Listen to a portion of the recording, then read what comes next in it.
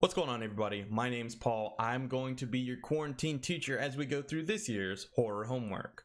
So this year I have 5 curriculums for you. I've got books, shows, music, movies, and games, just kind of like always. Each one of these will have an anthology of terror, and what that means is you are going to have multiple stories in one piece of media. Maybe it's a book, a show, a game, movie, music, everything. It has something spooky, separate, but rolled into one.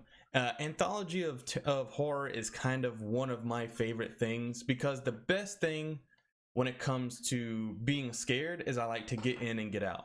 And when it comes to horror anthologies, I get in and out of the scares quicker. There's not too much buildup that has to be put in. Like when you only have a small amount of time to put your own spin on something, to put your own scare into something, you really have to come out with a punch. And so it can be done really well, or it can be done really poorly. We're going to be focusing on stuff that I found has done really well in multiple forms of, art and media, where I think that they really knocked it out of the park, and hopefully you guys are going to enjoy it too.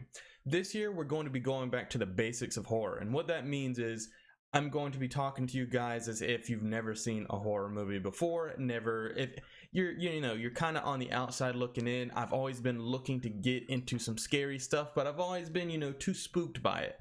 I get it.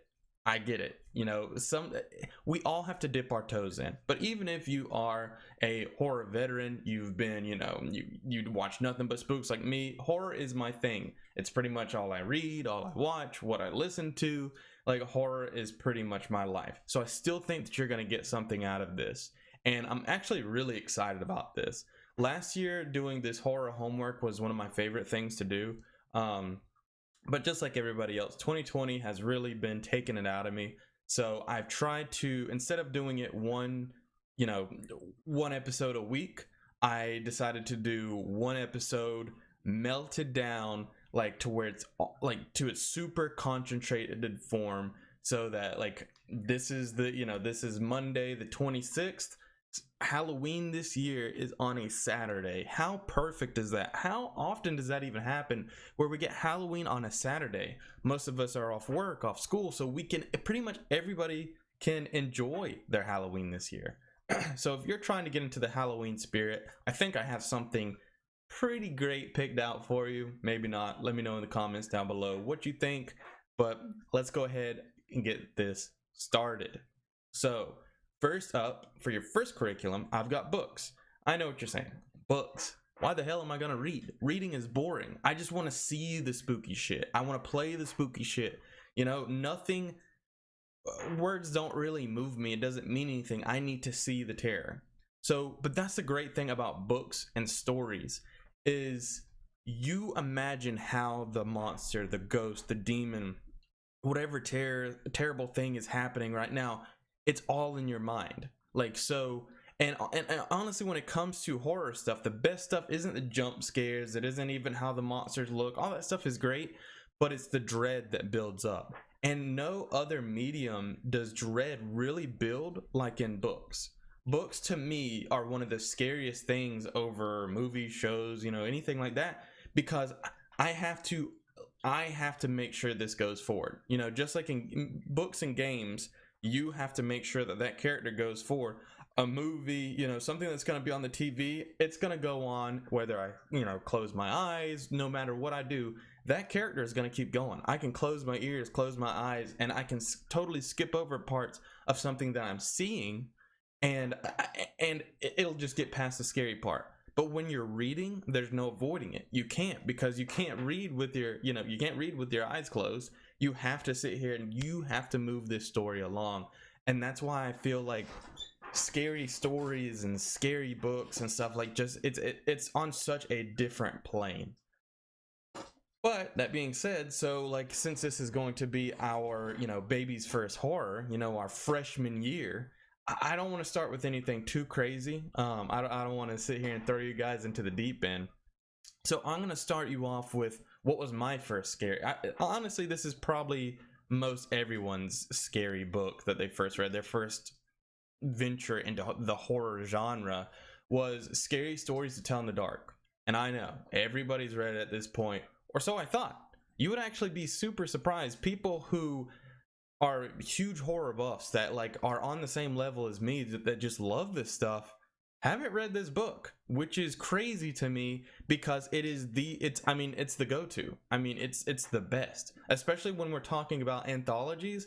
Like, this is nothing but story after story of story after story, and you get 3 books worth. There was a total of 3 books written in the Scary Stories to Tell in the Dark series, and they're all good. Like, it's not diminishing returns like most books are. It starts great, it ends great, and I mean, there's so much memorable stuff in there that like it's hard to even choose which one is the best. But so the thing that makes this so good is you never know. The best thing about an anthology is you never know what's going to happen next, right? And have you ever gone camping and one of the best things to do is you sit around a campfire and you're telling scary stories, right? Well, that's what this book is. This is just scary campfire stories, and it's actually even got some songs in it, and like it really knocks it out of the park without being too overly gruesome. Because I remember reading this when I was in 5th grade or something like that. Like, this is kind of a book that's good for all ages, because the kids are going to read this and it's going to scare them, because sometimes it's got this person that's coming back to get something out of a guy's stomach. You've got these stories of a girl who's got this, what she thought is just a pimple, but it ends up being spiders under her skin. It's really got something that's going to terrify everybody in it. Also, just a side note, they did make a really good movie from this, but it's not an anthology. They found a way to take all these stories and just kind of throw them into this overarching story that's going on, and not an anthology way, but it is very good. After you read this book, I highly recommend going and checking this movie out. It's very cool, but that's not part of our movie section. I just wanted to throw that in there just in case you haven't seen it yet. If you read the book and you were like, well, they're gonna mess the movie up, they didn't mess the movie up. They did a really good job with it, actually. But one of the things that really sold this book to a lot of people is the art.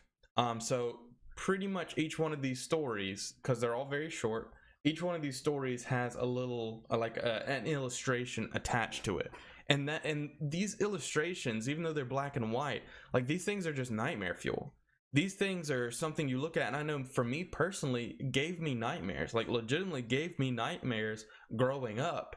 And I was like, and I feel like I've always chased that high, and there's been a lot of imitators who have tried to draw this stuff, make this, put these stories together with that perfectly matches this really grimy, like, it's hard to explain. You just have to see these pictures. They just look old and rotten, and like the amount of detail and just these 2 colors, black and white, is amazing. It's just awesome what they did with it. And I mean, for my first real foray into horror, it blew me away and opened my eyes, and I think that it's the reason I love scary stuff as much as I do today. I think it just, if this is going to be your diving board, if you're looking to get into something scary and you want something that isn't gonna last you too overly long, this is the way to go. This is, you can't go wrong with this. So moving on to the second book of the first curriculum, we have a book that actually just came out this year and kind of blew me away. I never read anything by this author before, so I didn't really have much to expect. But I, of course, since I love horror so much, I keep up with what's the best in horror media coming out this year, no matter what it is. Music, movies, what is it? This book, Mexican Gothic, kept hitting the top of the list before it even came out.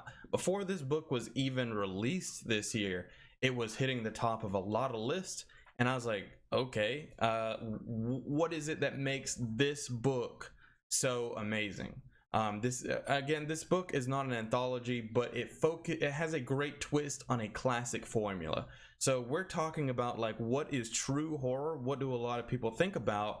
They think about the old Gothic, like Victorian style, set in a castle, set in an old manor, like, your Draculas, your Frankensteins, stuff like that. the turning of the screw.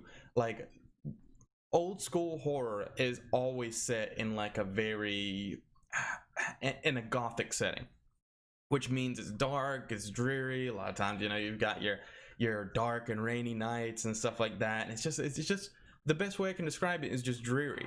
And this book really, like I said, it knocks it out of the park, but it's not this old English way of doing things. It's a style that I've never seen before. It's called the Mexican Gothic, and the way they get away with that is pretty much this old English Victorian manor is placed in this kind of Mexican backcountry, like out in the middle of nowhere. There's a very small village close by it, and that's pretty much it.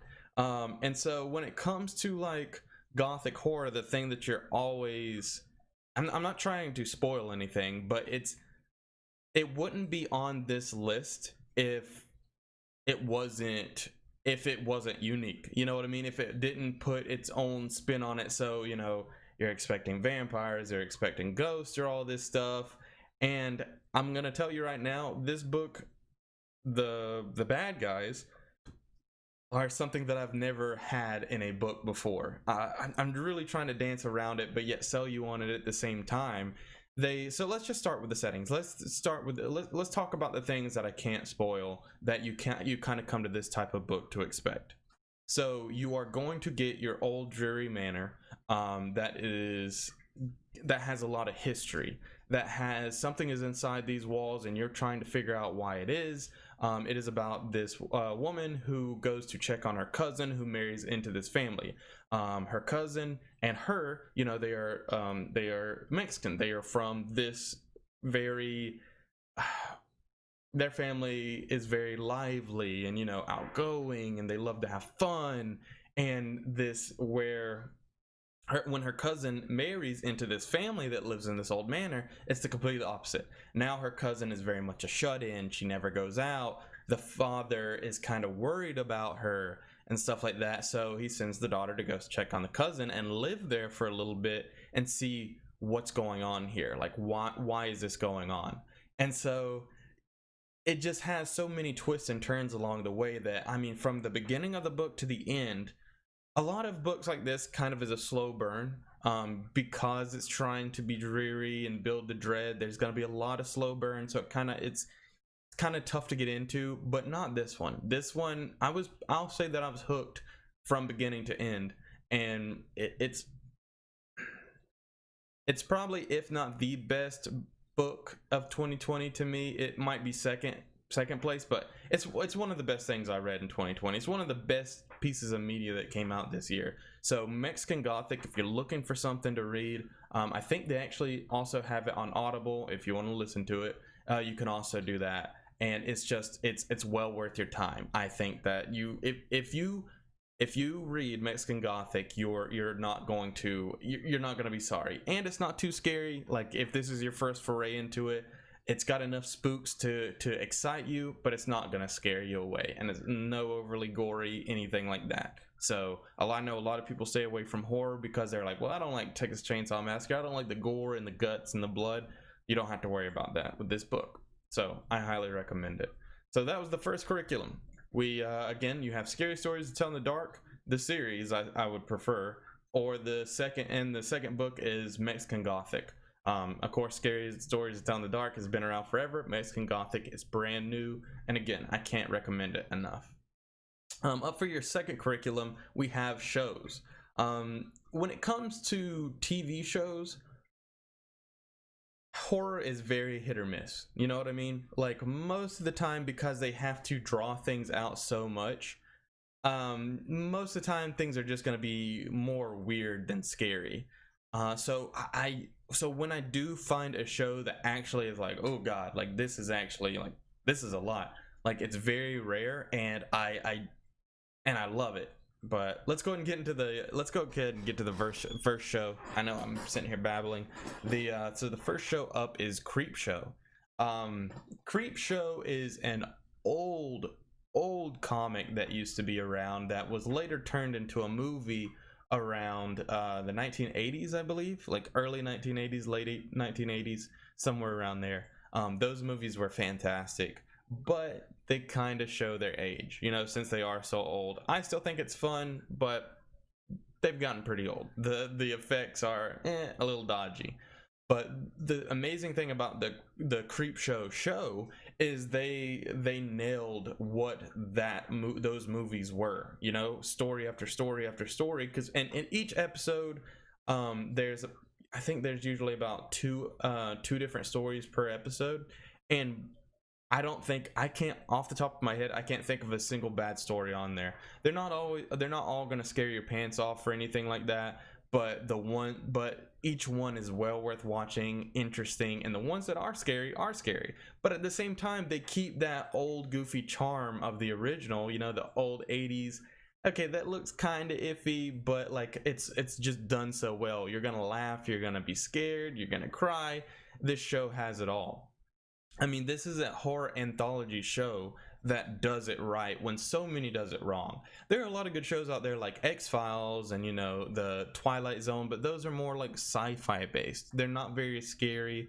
They might have some creep factor, but Creepshow actually is going for the horror. Like, though there is definitely some episodes that are just going to stick with you, where after you're going to watch them you're like, oh shit. Like, I know personally, I saw a couple of them where, like, there was this one, just to give an example, there's this one of this little girl who has this dollhouse, right?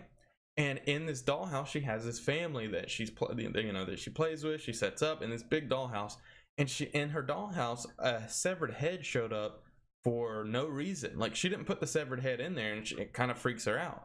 So no matter how many times she gets rid or moves this severed head, like, it just keeps reappearing. And after a while, the severed head starts getting violent towards the figures, and it goes up from there.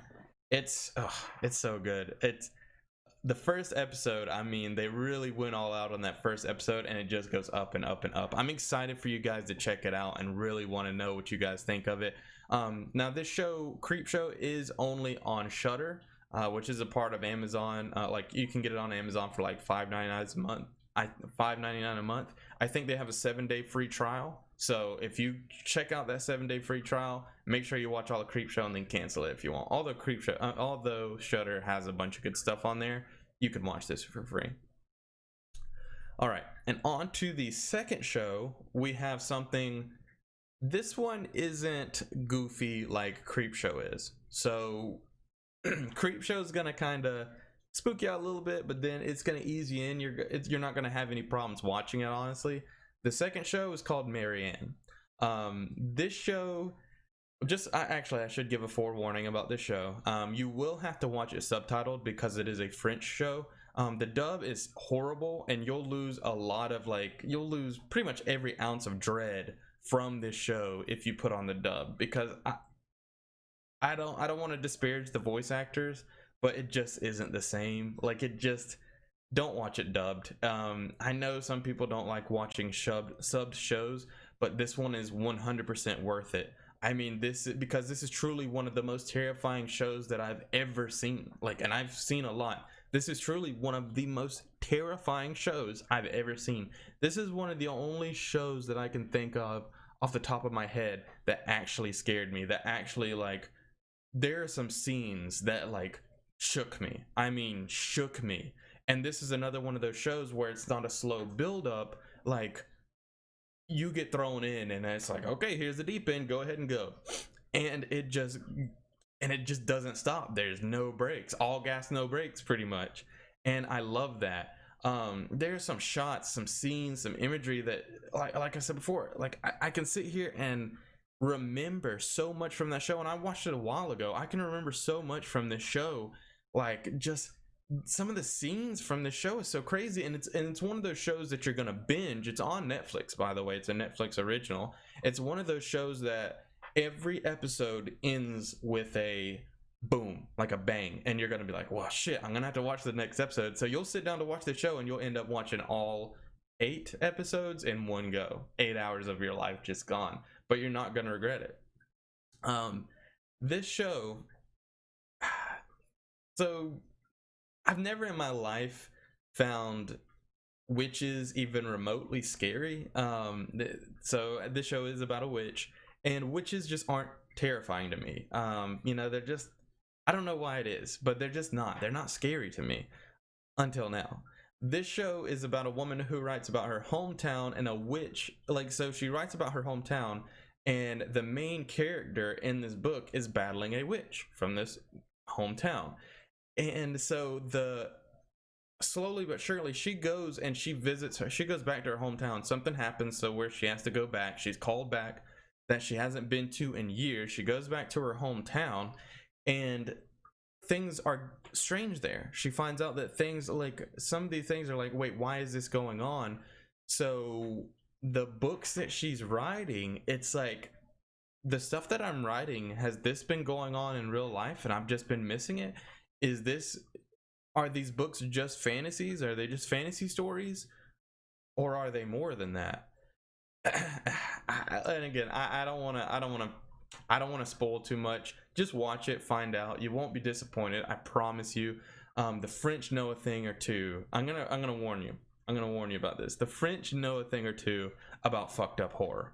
Like, they get it. They knock it out of the park. This one, it's not overly gory, but it's also not for the faint of heart, I'd say. But don't let that scare you off of this show. Don't let the subtitles, and don't let the just check out the show, Marianne. If you're really wanting something to like put you on edge this Halloween, check it out. It's gonna be well worth your time. You're gonna come back, you're gonna thank me, you're gonna say, Paul, you were right, I almost didn't watch it because it was subtitled and it was French and it was about a witch. I didn't give a shit about any of that, but I finished it all in one sitting, and that was amazing. I can't wait to hear back from some of you guys, especially some of you that I know love horror and I've tried to talk into before to watch this and haven't yet because of the subtitles. Just give it a shot. That's all I ask. Don't do dub though. Don't you do dub, you're gonna ruin it. So that's it for the second curriculum. For the second curriculum, again, it was about shows. We talked about Creepshow and we talked about Mary Ann. So now we're on to the third curriculum. And no, it's not lunch. We don't have lunch here at Horror Homework. I don't know why. You know, we just don't. Sorry. It was always my favorite time. That and I liked PE. I was always pretty good at dodgeball and stuff. I'm not much of a athlete or anything like that, but I was always pretty good about dodging balls for most of my life. So the third curriculum is music. And I know that when you think about music, you're not always thinking about horror, because that's kind of a weird thing. Like, how does horror wrap into what I'm listening to? How does it wrap into music, stuff like that, besides like spooky, creaky door opening sounds, howling, you know, what goes on in like haunted houses? Is there more than that when it comes to horror?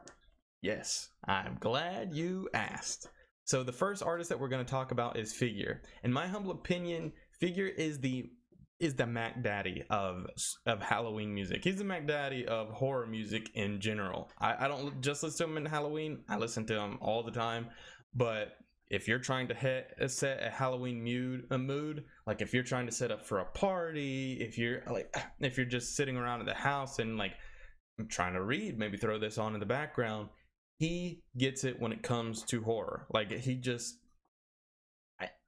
before him, you know, there's the Rob Zombies and stuff like that, but his was kind of just grungy. I don't know how to describe it. This one actually feels like Halloween. You know, this actually feels like a horror movie for your ears, which is amazing. I mean, and each like 3-4 minute song tells its own story. It's its own anthology of horror right there, every album. And every album that I've heard has been really good. In fact, he put out, I think he put out an album called Haunted Hits. I don't think that it's all new songs. I think it's like what is Figure's best music all rolled into one. Again, it's called Haunted Hits. Throw that on. It came out this year, came out just recently. I was actually listening to it just before I started making this video, and it reminded me of why Figure is so freaking good. But yeah, he knocked it out of the park. Again, put on Haunted Hits. I'm gonna put a bunch of links down below to a bunch of this stuff. So if you have Spotify, I'm gonna put a link down below to his Haunted Hits album, and definitely check that out and let me know what you think. Let me know what a couple of your favorite songs on there are. I know mine. My favorite all-time my all-time favorite Figure song is Red Rum. Check that one out for sure. The second, so I'll say second artist, but it's not an artist. This is Cryo Chamber. They're not an artist, it's a label. You know, like a music label. And I know that's a little weird, but everything that comes out of Cryo Chamber is usually a banger. And it's not so much like music as in, okay, I'm gonna listen to some music and, you know, it's gonna tell me a story, it's gonna do this, it's gonna do that. No.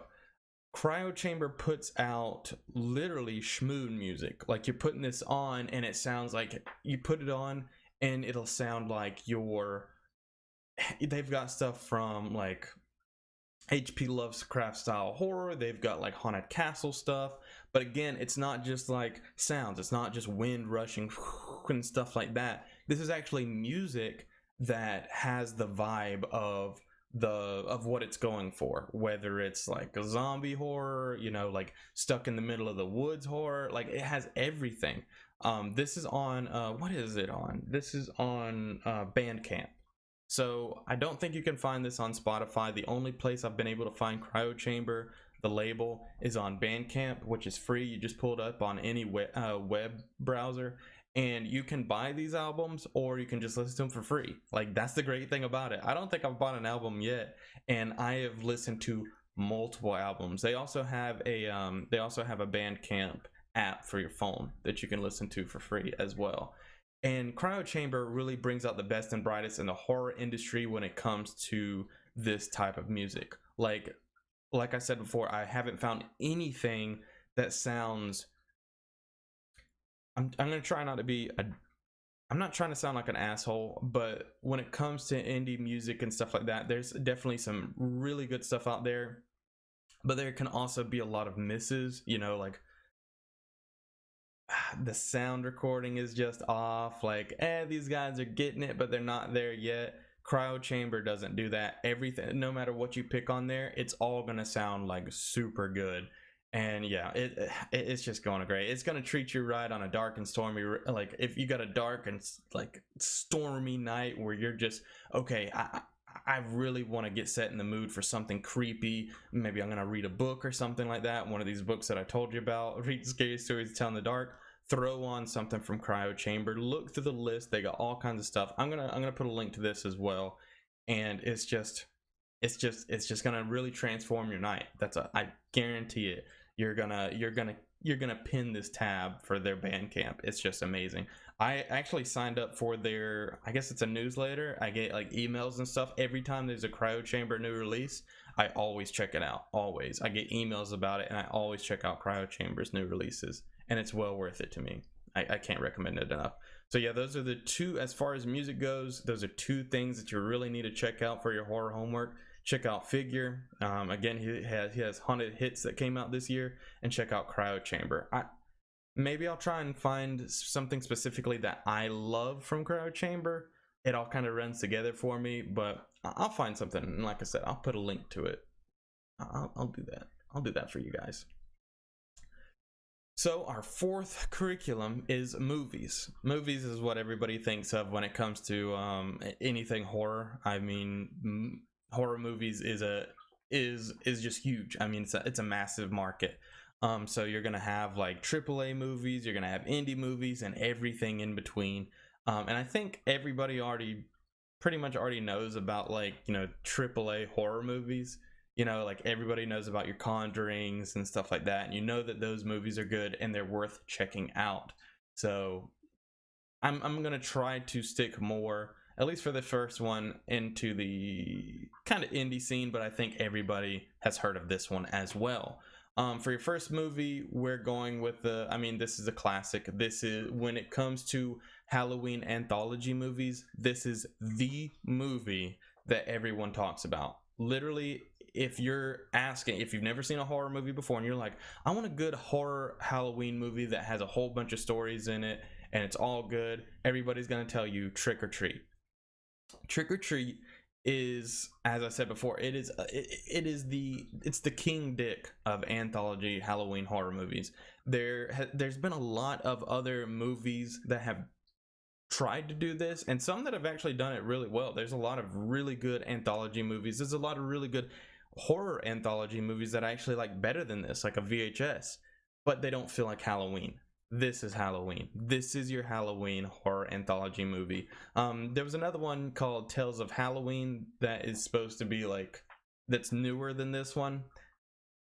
It's pretty good, but it's not Trick or Treat. If you're going for the best movie, if you're going for the best of these, trust me, if you haven't seen it, Trick or Treat. If you've already seen it, watch it again. If you haven't watched it this year, I mean, it's Halloween. Why not just throw it on? It's a great time.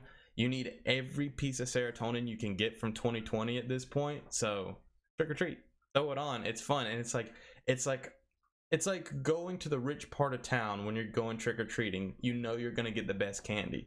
You're gonna get your Snickers bar, your Hershey bars, and I mean your full size bars.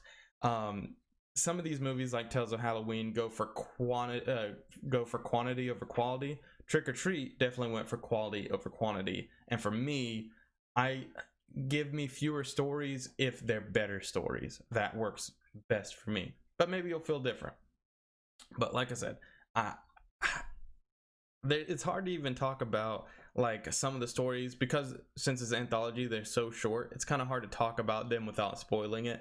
I will say Trick or Treat does one of the best jobs of an anthology movie of wrapping everything together. So the best thing an anthology can do is you have a bunch of separate stories, but that are all wrapped together in one singular package. You know what I mean? And Trick or Treat just does that phenomenally. I mean, it just does it so well. So if you've already seen it, if you haven't seen it, watch it either way. Doesn't matter. Put it on.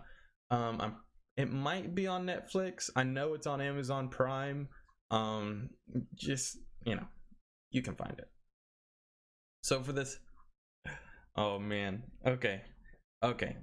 So this one, you're gonna roll your eyes because I know that you've already seen this pop up on your Netflix and you're like, oh my god, this looks terrible. I'm not about to watch this movie. This is dumb.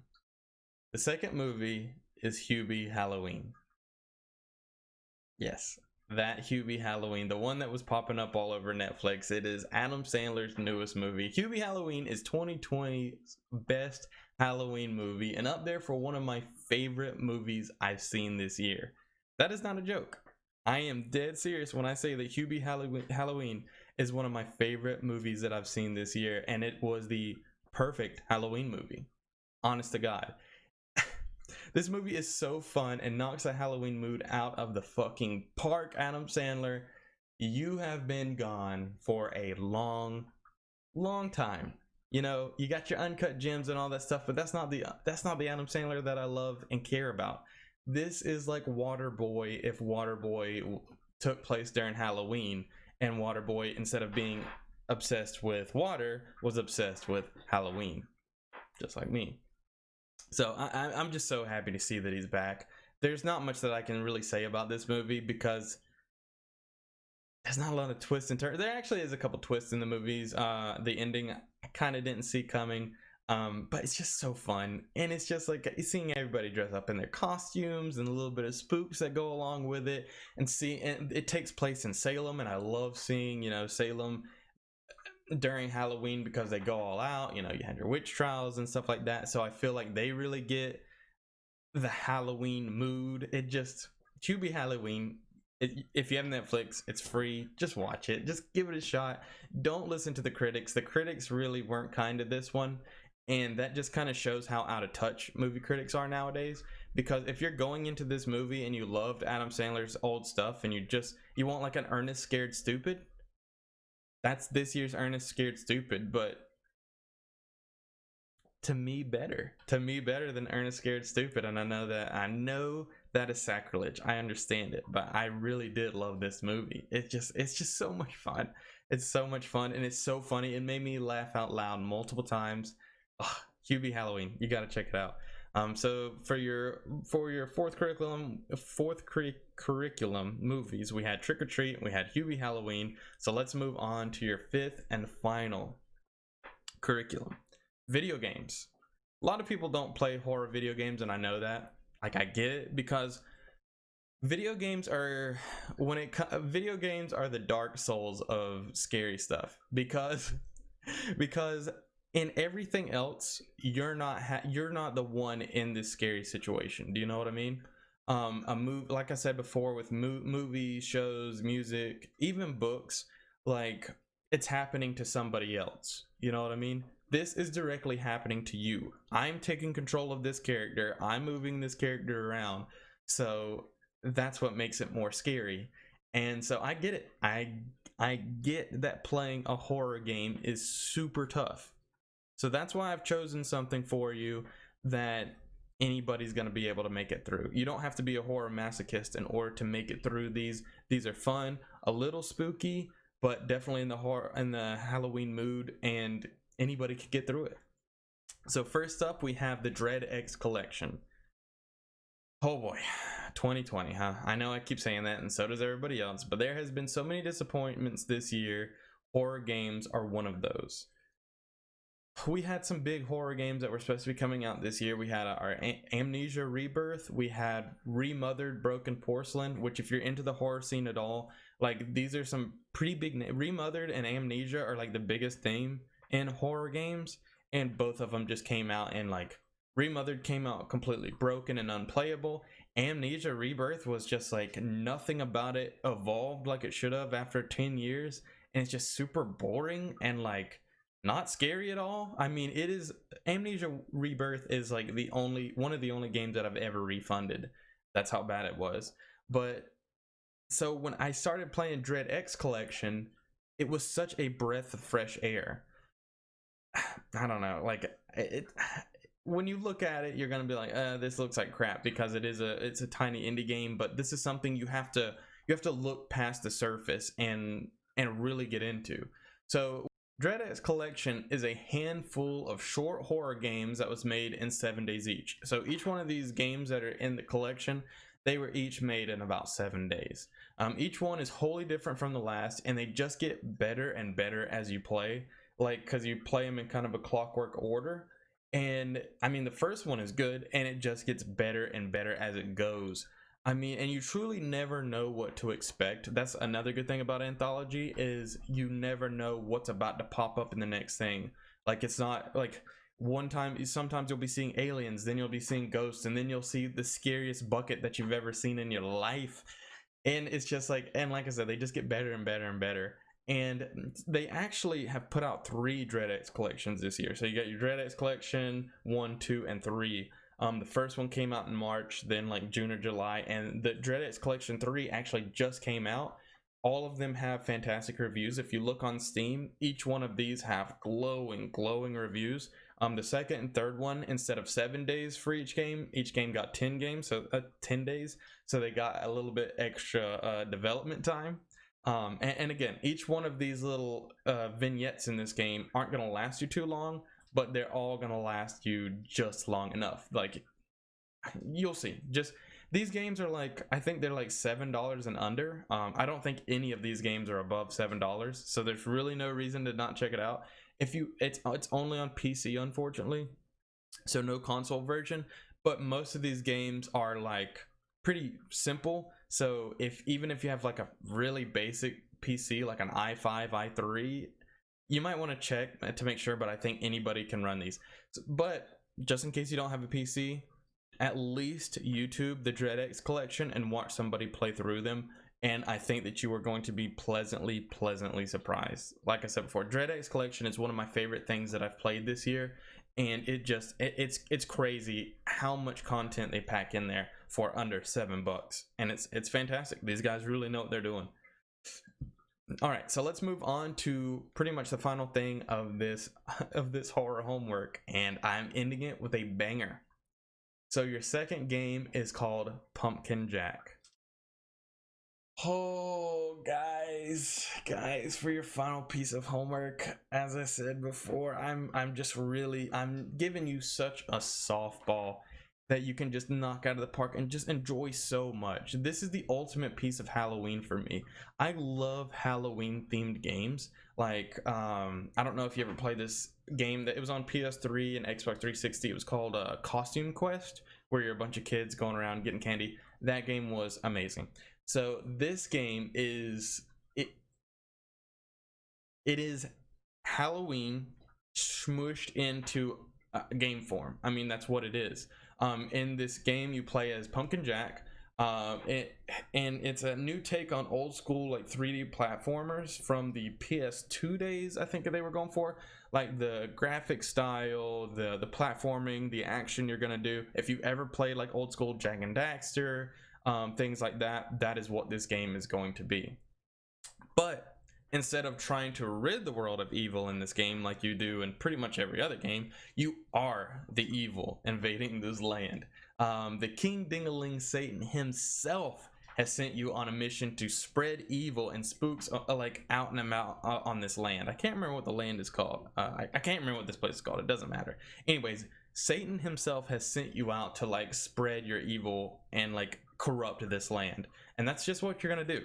But seriously, this game is on like every platform. I think it's on, yeah, it's on Switch, PC. I think it might be on PS4. I think it's on everything. This is an easy pickup. If you want something to play something that's in the Halloween mood, but it's not scary because hey, you're the bad guy in this one. Pick this up. I mean, you're not gonna go wrong with it. You're gonna be thankful that you did. And this is honestly, if you're looking for something to do, you know, the day before Halloween or on Halloween, the game's not too super long. There's like 6 levels or whatever. Pick this game up, play through it. It's gonna get you in that right mind space. I promise you. It's just it's the go-to game of 2020 for Halloween. Okay, so this brings us to the end of our horror homework for this year. Sorry I couldn't do this weekly. I tried, but I honestly just nothing was really coming out that was just sinking its teeth into me. But luckily things started, you know, really snowballing, and I know for me personally, the first half of October, I was like, man, I am just not into the Halloween spirit right now. But right now, I am above and beyond. I'm so excited to, you know, to just stream these video games with you guys over on Twitch, to watch these movies with you, to sit here and talk about this. Like I love when you guys sit here and talk to me about this kind of stuff because it's my favorite thing. Also, I just bought me a bunch of candy, so while I'm doing all this stuff, because I'm gonna do this horror homework too, even though I've kind of already been doing it. But some of these, you know, I'm gonna reread through, gonna rewatch, replay, and I'm kind of excited for it, honestly. Like this week leading up to Halloween is gonna be awesome, and I guarantee you, if you do all your homework here, if you do each one of these 5 curriculums, you are gonna be in such a Halloween mood that by the time the 31st rolls around, you're gonna have your house is gonna look like mine. I mean, you're gonna have all your stuff set up. You're gonna go out. You're gonna go to Spirit Halloween, and you're just gonna be like, give me everything in here. I'm ready to go, baby. I'm excited. 2020 has kind of sucked, but like this is the kind of thing that we can do to make it better. You know, be a community of spooky individuals who just focus on having a good time. But yeah, that's it, guys. I hope that you enjoy it, and please join the Discord if you haven't already, so that you guys can tell me about how your homework's going. Let me know what you're thinking about, you know, this media, these movies. I'm really interested to see what you think about the music. Everything else, books, shows, movies, games, everybody always thinks about horror or is known, but not a lot of people think about music. So please just keep me in mind as you do this kind of stuff. But again, I really appreciate you guys spending your time with me. And I know I keep saying it, but I'm excited. I'm excited for Halloween this year. This is the first year in probably 2 years that I'm super excited for Halloween, and I'm so happy, and I wanted to share it with you guys. And I really appreciate you guys for letting me share it with you. I also, by the way, I did try to I tried to do this whole thing like I was gonna wear a costume. Like I actually sat here and made these fangs. Like I sat here and I got my fangs ready, and I was gonna wear that mask, but then it got super hot. I was gonna sit here and wear these fangs throughout it, but as you can tell, I'd have to list my way through literally everything. And I couldn't even get, I could not even get the opening out of my mouth um, because of these fangs. But yeah, that's how excited I am, man. I'm actually dressing up. I'm wanting to this weekend. We were supposed to last weekend go to this haunted hayride thing, and but it got rained out. So hopefully we can do it this weekend. Hopefully we're just gonna have a great Halloween, and I hope you guys do too. If you guys are doing anything special or like really fun for Halloween, let me know. Or if you have any good ideas of something else I could do that'd be really cool, let me know. Yeah, that's it, guys. Otherwise I'd just sit here and babble all day because, like I said, I can't wait. I can't wait. But yeah, guys, I appreciate it so much, and I hope to see you next time. Bye bye.